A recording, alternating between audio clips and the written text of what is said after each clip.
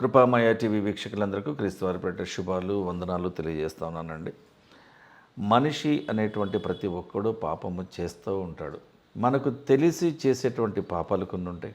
అది పాపము అని తెలిసి కూడా చేస్తూ ఉంటాం. అంటే దేవుడు క్షమించేస్తాడులే, పోనీలే అనుకుంటాడులే, ఆయన తన కృప వెంబడి కృపను పంపించి ఈ పాపమును పరిహరిస్తాడులే అని మనము ఒక అపోహలో బతికిస్తూ ఉంటాం క్రైస్తవులము. తప్పది. కొంతమంది ఇది పాపము అని తెలియక చేస్తూ ఉంటారు. దావీదు చేసిన పాపాలు ఏంటో మనకి తెలియాలి. బైబిల్ మనల్ని హెచ్చరిస్తుంది. పరిశుద్ధ బైబిల్ గ్రంథంలో దేవుడు దేనిని దాచిపెట్టక మరుగు చేయక బాహాటముగా బహిరంగముగా మనకి ముందు ఉన్న మనుషులు మన పితరులు చేసినటువంటి పాపములన్నీ కూడా ఎంత భయంకరమైనవో, వారు చేసిన ఆ పాపములకు వారికి ఒక ఇన్స్టెంట్ పనిష్మెంట్ ఎలా వచ్చిందో, వారు ఎంత నష్టపోయారో, వారు ఎన్ని కష్టాలు పడ్డారో, వారు చేసిన పాపముల కారణంగా దేవుని మనసు ఎంత గాయపడిందో మీకు తెలియాలి. దావీదు దేవుని హృదయానుసారుడు అనేటువంటి ఒక బిరుదు కూడా ఉందండి. ఆ సాక్ష్యం ఉంది. అంటే దావీదు వ్యక్తిగతంగా అంత మంచోడేం కాదు, మీరు అనుకునేంత మంచోడైతే కాదు. పొరపాటున అలా అనుకున్నారు. ఎందుకంటే దావీదు చేసిన ప్రతి పాపము విషయమై ఆధారాలు ఉన్నాయి. ఈరోజు నా ఆధారాలు బట్టబయలు చేస్తాను. దావీదు చేసిన మొట్టమొదటి పాపము సమూయేలు 2వ గ్రంథము 11:4 బత్షెబతో వ్యభిచరించి పాపము చేసిన దావీదు. సమూయేలు 2వ గ్రంథంలోనే 11వ అధ్యాయంలోనే 14వ వచనం మీరు చూడగలిగితే, బత్షెబ బత్షెబ అనేటువంటి ఈ స్త్రీకి భర్త అయినటువంటి ఊరియా అనేటువంటి వ్యక్తిని దావీదు ఉద్దేశపూర్వకంగా చంపిస్తాడు. అంటే ఒక లైన్ క్లియర్ చేసుకుంటాడు అనమాట. ఎందుకంటే ఊరియా భార్య అయినటువంటి బత్షెబ దావీదుకు బాగా నచ్చింది. కొంచెం కామాతురత అనమాట, లస్ట్, మోహించాడు అనమాట. పరుని భార్యను నువ్వు చూడొచ్చు, కానీ ఆమె నీకు కావాలి అని నువ్వు అనుకోకూడదు, ఆమెతో శయనించకూడదు, ఇది పాపము అని దేవుడు మనకు వ్రాయించి ఇచ్చిన పాత నిబంధన గ్రంథములో వ్రాయబడినటువంటి 613 ఆజ్ఞలు మనం పాటించాలి. ఒకటి పాటించి ఒకటి వదిలేస్తే కుదరదు. డాక్టర్ గారు నీ రోగం తగ్గడానికి 3 రకాల ట్యాబ్లెట్స్ 3 పూటలకు ఇస్తే 3 వేసుకోవాలి. నాకు ఈ కలర్ నచ్చలేదు, డిజైన్ నచ్చలేదు అంటే ఇలాగే రోగం తగ్గారంటే అన్నీ వేసుకోవాలి. మరి సమూయేలు 2వ గ్రంథము 11వ అధ్యాయంలో 27వ వచనంలో చూడండి, దావీదు చేసిన ఈ తప్పులు, ఈ 2 పాపములు, ఏది బత్షెబతో వ్యభిచరించుట, ఆమె భర్త అయిన ఊరియాను ఉద్దేశపూర్వకంగా చంపించుట అనే ఈ 2 పాపములు దేవుని దృష్టికి దుష్కార్యముగా, ఒక చెడ్డ కార్యముగా ఉండెను. ఇది దావీదు చేసిన మొట్టమొదటి పాపము. ఒకటి వ్యభిచరించుట, రెండవది చంపించడం.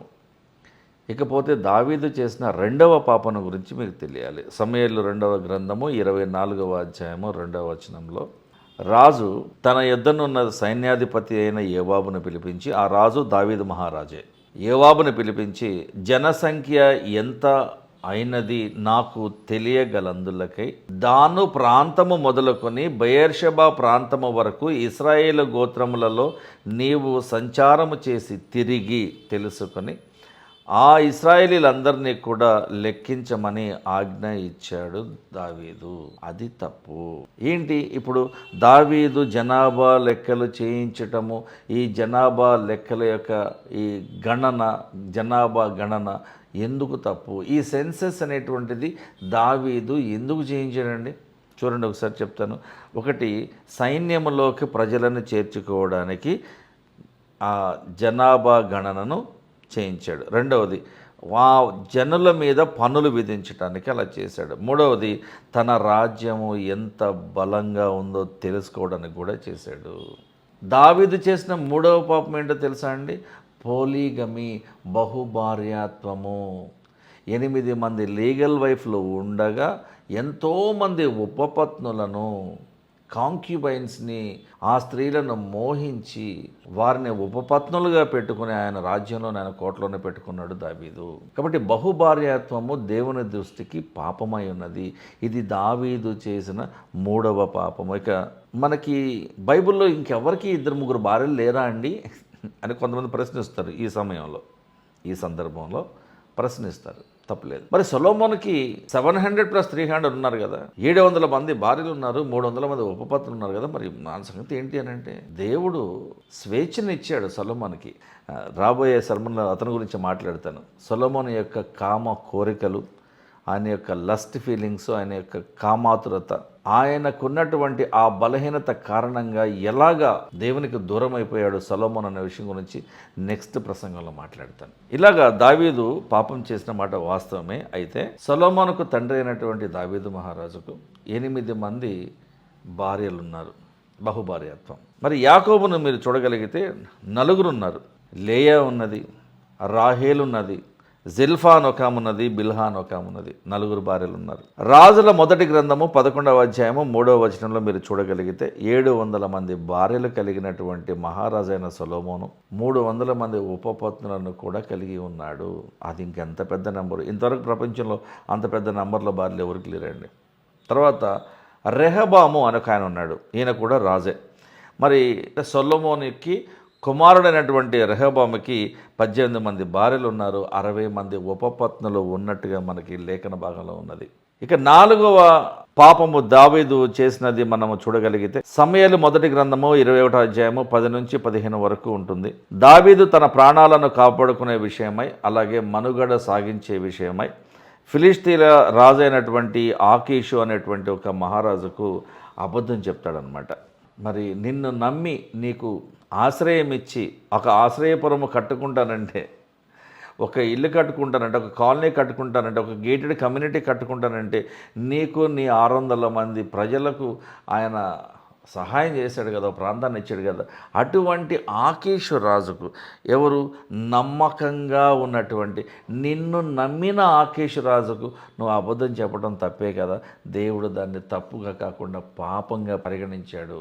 మీ పాపములు పరిహరింపబడతాయి కరెక్టే, కానీ పాపములు పరిగణించబడిన వాటిల్లో ఈ పాపము ఎంత చిన్నది ఎంత పెద్దది అనేది దేవుడు బేరీజు వేసుకుంటాడు, బరువు చూస్తాడు.